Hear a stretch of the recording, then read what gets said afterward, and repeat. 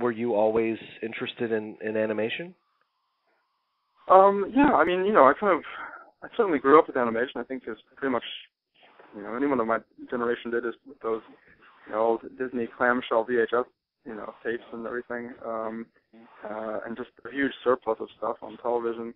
I think that filmmaking was always something interesting to me, and animation in particular, because it's a medium in which you can do anything, basically.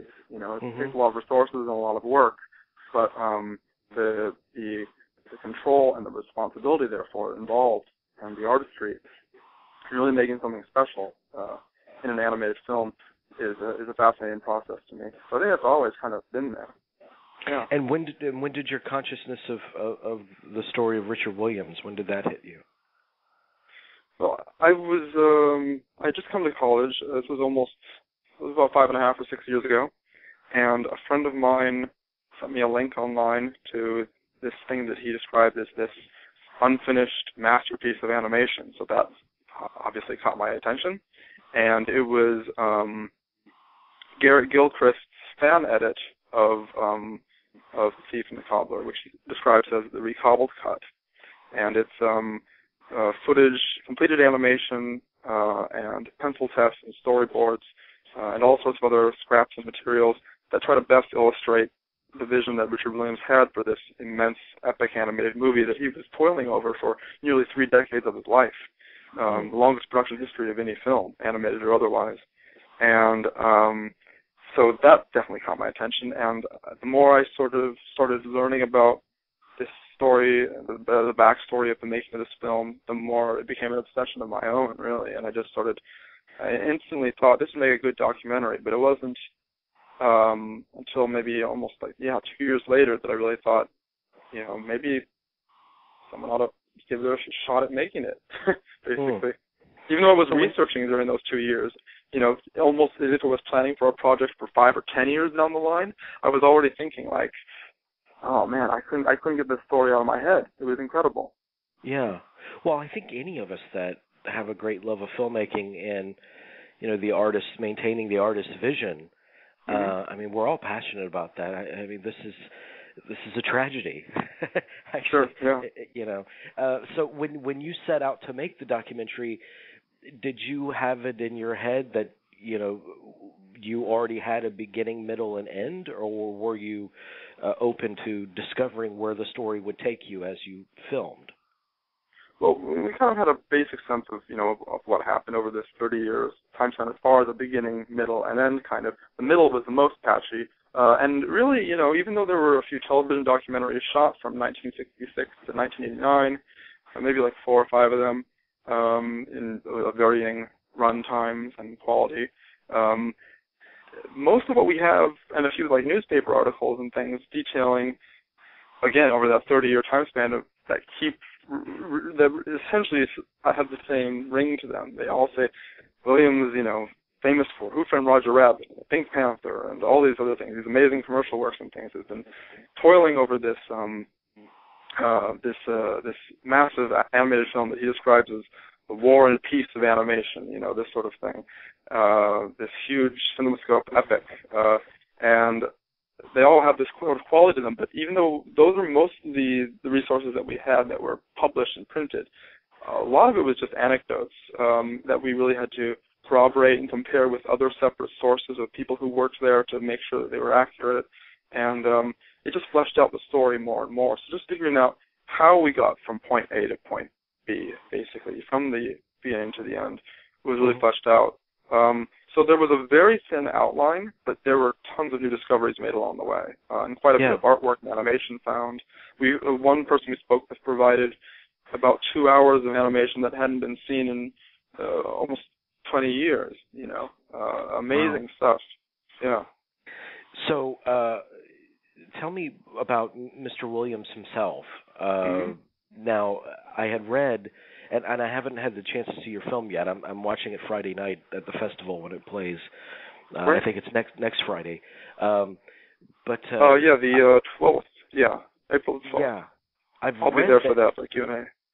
I'll be there too, so I'll go up there and shake your hand. I'm looking forward to it. Great, yeah. I've read that he is hesitant anymore to talk about the project. Did you work to approach him at all, or? Yeah, well, I kind of always anticipated intellectually that he wouldn't do it. I didn't think there was any changing of that. And we got close to, we had someone that we knew ask him for us that we thought was the best in possible. Even though I had tried a couple other times before, via, snail mail and stuff like that. The only way I had, really. And he refused again, and that really just kind of put the nail in that coffin, just saying, well, yeah, now we know he won't. So I think that there's definitely some emotional reasons for why he won't go on record about his film, and who could blame him? But there might be more to it as well. I mean, there might be some sort of legal barriers or something. We don't really know all the details. So that was, yeah. Well, I would imagine that it's just a heartbreaking topic. I mean, when you spend so many decades of your life immersed in loving something to creation, and then it's kind of snatched from you and redone in a way that completely goes against what your intentions were. I mean, it's totally. Oh my gosh! But are you interested in sending him the film and having him watch it? I've sent him a copy. We haven't had any word yet, but the ball is in his court, for lack of a better cliche. So we'll see. Yeah. So what was it? I mean, he worked on this film for a long time, as we've said, and I think he got something like 10 minutes or so completed in the 20-year period. I mean, it was a painstaking operation. But was it a question of finances that held it up, or what was the difficulty of his journey? Well, finances are certainly part of it, because for a quarter of a century it was largely an independent film, pretty much entirely an independent film. He was doing all these sort of hundreds, even thousands of commercial assignments, really beautifully executed work. I mean, he was not lazy. He knew that if you wanted to get the next job in, you would give 110%. And not only were these short commercials, I almost said short films, and really they are. They're really these beautiful little films that happen to be selling, aftershave or life insurance or Shell oil or something like that. It's like any product you can think of, they were selling it, but in the vehicle of these beautiful little films. So he was doing this for years and years and years to fund the film, which was very expensive, of course, very massive, expansive movie. But it wasn't just a massive, expansive movie because of financial reasons. I think also because of his own ambitions with it. I mean, Richard Williams is a big name in animation, but I think in some respects he might be one of his own harshest critics. And I think because his goal was to make the best animated movie of all time, he wasn't someone who was easily content with any results too soon. I think he was always refining things, and I think that was really why he was working on it, was because of this love of the process and this attention to detail and everything, and nurturing it, kind of like what you said. You're gestating this beloved project for a quarter of a century, and I think that was really the biggest part. That's why it's hard to really measure how much was completed. I mean, some people say only 10 minutes of finished animation was finished. Some people, I've heard a myth that 85% or something, and that's way off. I think it's really hard to estimate because the movie kept changing and evolving and growing bigger and bigger, because as soon as one threshold was nearly reached, Williams' ambitions would grow even larger, like we can do even more with this. And that was a really fascinating art project, but not a great business model. Do you think he, people blamed this on Kubrick a lot. Do you think that he was an obsessive, that if he had the resources to complete the film, if he had those resources at his disposal, that he'd actually still be working on it, that he couldn't let it go? Well, actually, at one point, as the documentary shows, he did have the resources.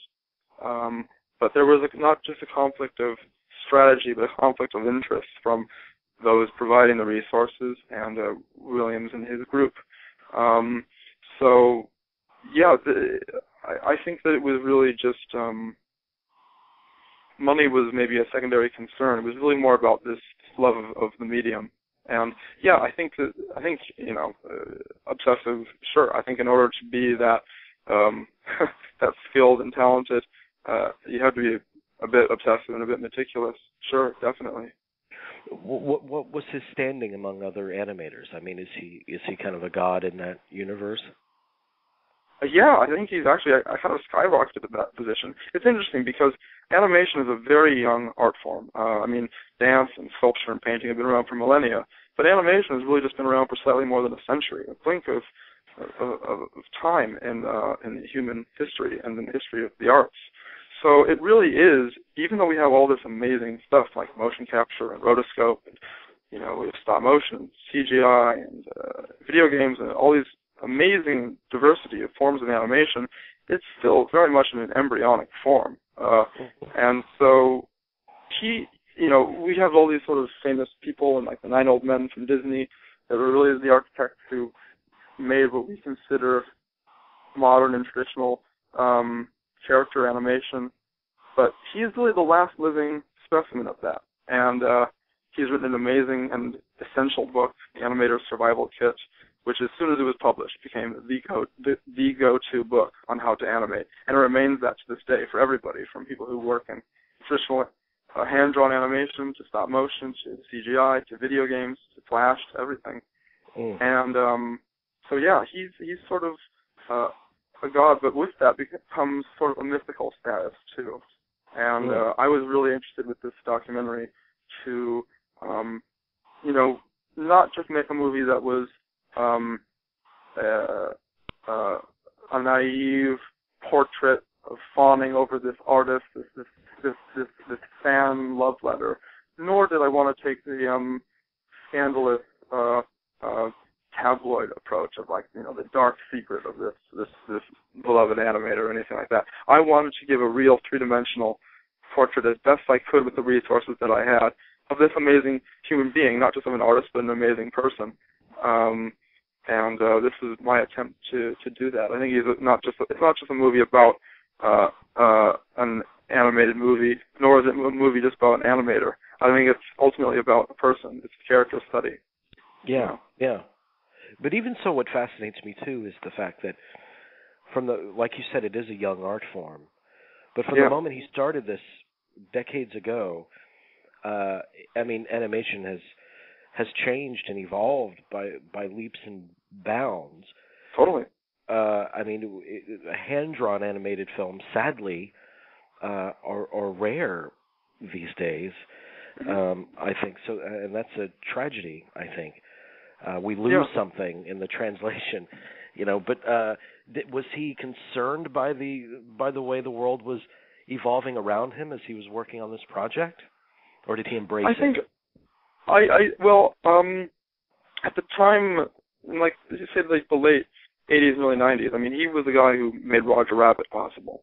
He not only designed the characters and directed the animation, but he was really the guy who said, I'll be your pencil. Whatever you want to do, you do it. If you want that camera to pan around and move, we'll animate the characters to do that. And that was totally revolutionary because whenever characters had to animated characters were interacting with live action actors in film before that, the camera was stationary. Whether it was Gene Kelly dancing with Jerry the Mouse or the Mary Poppins thing with the penguins, they always had to be stationary. But this was sort of a revolutionary thing. So he was always sort of pushing the medium in those directions, and using a huge array of techniques and artistry, like animating watercolor paint and frosted cells and all these other really ambitious and crazy sort of techniques that all have a very different style to them. But as far as embracing new culture, it depends. He was very dismissive of CGI, I think, originally. But pretty much everybody was in the 80s, except for a few people. And I think now he's warmed up to it because, who can deny that people like Pixar and Blue Sky and DreamWorks do some amazing work now with character personality and the emotion you can get out of it. It's not just for special effects. But I think, by the 80s and 90s, he was still working on this project of his, and the world was changing in some respects. But he really still wanted it to be this big art film of, completely handmade. In his movie, there isn't a single frame that has been manipulated by a computer. Roger Rabbit was the same way, and certainly with this movie, and this one was entirely animated, but without any influence from a computer, which takes a lot more work, Oh, yeah. That's what he envisioned. I mean, that's what's so beautiful about that art form. Sure. It was entirely dialogue free? Well, not exactly. His influences, even though Richard Williams really quite liked, he was definitely had a lot to owe to Walt Disney and the 9 old men who worked there and everything. His influences are obviously quite varied, as is the case for many artists. I mean, he loves jazz music, classical works, and things like Wagnerian opera, and silent movie actors especially. So his 2 protagonists, being the thief and the cobbler, were silent in his vision of it. Kind of like Chaplin or Keaton or Harry Langdon, silent movie characters. There were some voices.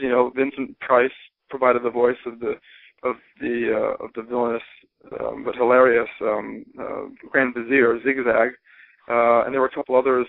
But it really wasn't a movie about the cast. They weren't built. It's not like what they do today when they say starring Brad Pitt and Angelina Jolie as the voice of a possum and a shrew or something like that, or this was really about the art form first and foremost. So it's sort of different from the Hollywood approach that happens today, but it's very much a product of an earlier time. When you look at what does survive of Richard Williams' film, you can tell that it's sort of the last of an era. Yeah. It's really special. Was Aladdin kind of a final nail in the coffin in a way? I don't know if it was the final, but it didn't help because, and this is a pattern that's happened with animated movies before then and after, actually. And now they have a thing called competitive tracking, in which they try to figure out, make sure no other competing studio is doing a movie about insects or space aliens or fish or something, because that's going to add a lot of competition. And they can't all be successes. And this was a case of that. Another movie that had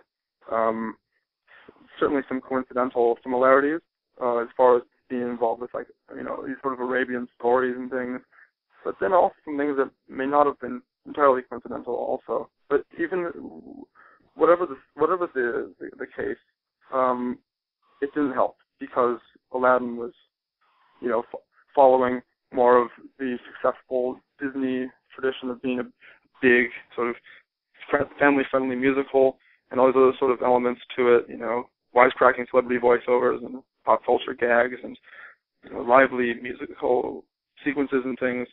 Williams didn't really want that. His movie was really more of an art project about what you can do with this medium. Certainly exciting and engaging with really interesting characters and things, but not in the same way. Not the Disney sort of characters and things. It was really more about. I'm so sorry. It wasn't so concerned with ingratiating itself to an audience. Exactly. It was an art project, basically. Yeah. It wasn't a commercial venture. So when you were putting this together, I would imagine with a lot of documentaries, I mean, you have a surplus of footage. Was it a big challenge to whittle it all down into a feature length that told the story as you wanted to tell it? Well, I'm kind of glad that it had the illusion of being a surplus, because even though there were several documentaries shot over that time, or a few rather, we kind of had to figure out what we can provide from that material. So there was a matter of whittling down, when he would talk about certain sequences or aspects of the movie, but a lot of it we really didn't have. A lot of it was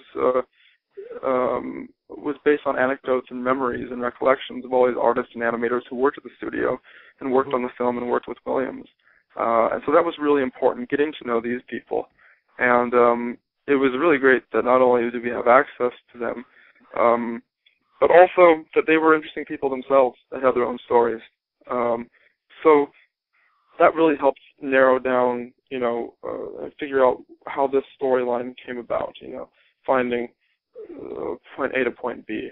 was the help of these amazing artists along the way. And being a big fan of filmmaking and of animation, I mean, forgive the phrase, but I'm sure you're geeking out about being in the company of some of these amazing artists. Sure, yeah. Well, I mean, it's something special because, the people that we interviewed, I think everybody, certainly in the Western world, who's seen something animated in the last, 20 or 30 years, has seen something that they've created, that they've put to life, that they've made possible for us to see, really. And they're kind of unsung heroes in that respect, but it's it's sort of a different mindset. It's sort of draftsmen that act behind animated drawings, But, even though it was sort of an opportunity to kind of geek out about filmmaking and animation, one can only geek out over a cartoon for so long. So really what held my interest was that core human story of who Richard Williams is and why he was interested in this passion project and why it took him so long. So certainly it is partly about this beautiful animated film that's in a way lost, but it's also really more than anything about this interesting person. Yeah. When you put together the film, what fascinates me about really all filmmaking, but documentary filmmaking in particular, is that there's what your movie is about, and then there's what it's really about. Kind of like the major theme, and a lot of times you don't happen upon the major theme until you get some distance from it and you can see it for what it actually turned out to be. What did that turn out to be for you, what the movie's really about? I think it kind of went through an interesting evolution like that, kind of like what you're saying. In the same process of watching the movie, I kind of learned why I was interested in it, because I was working on it for several years. And obviously I kind of wanted to take my attempt at telling this amazing lost story, this lost chapter in cinema history. But, why I kept my interest there, I think it was, there was something about Richard Williams that I could resonate with, that I think people who, I was obsessed over a project that was certainly smaller, on a smaller scale than anything that he was working on, and certainly with much less talent than what he had in very different medium and different art form. But there was something that I could relate to and that other people could relate to. So I think that's probably really held my interest. So I think that the more I spoke with people and the more archival material that came up and the more we learned about it, the more it kind of realized that it wasn't just a journalistic approach of telling this lost story, but also making a portrait of this person. It's just so, from what I understand and from the footage I've seen of your film and from talking to you, it's really difficult to make any movie, but it must be damn near impossible to make kind of like a personal vision epic, as Mr. Williams set out to do. Just insurmountable. Sure. Yeah.